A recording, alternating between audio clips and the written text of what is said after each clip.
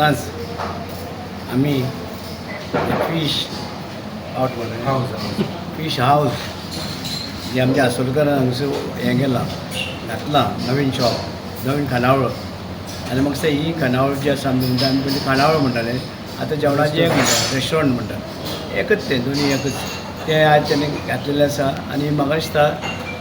हें आयज जें उदघाटन जालां हेजें म्हाका दिसता हेजें बरें हें जातलें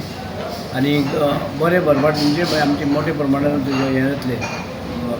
शेत जातलो आनी लोक भरपूर हांगसर लोक येतले आनी कित्याक लोकांक जाय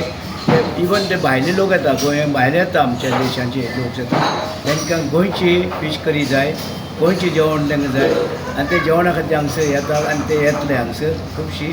आनी ताका म्हाका दिसता ताका टायम मेळपाना तांकां हांगसर आमकां मागीर वाटपाक म्हणपाक इतली गर्दी जातली आनी अशी जावची आनी ताका बिजनसाक तेणें हें घातलां तर फुडें सरला अशीच तेणें गोंयभर अशी ही आनी फीश हाऊस घालची अशी फीश हाऊस आमचे गोंयभर सगळे कडेन घालची आमचे 12 तालुक्यांनी 12 कडेन घालची पयली सुरवात मागीर प्रत्येक तालुका वायज घालची मागीर पंचायत वायज घालची सगळे कडेन आनी सगळ्या गोंयकारांक हे स्वाद दिवचो आनी गोंयकार सगळे एका आमचे ह्या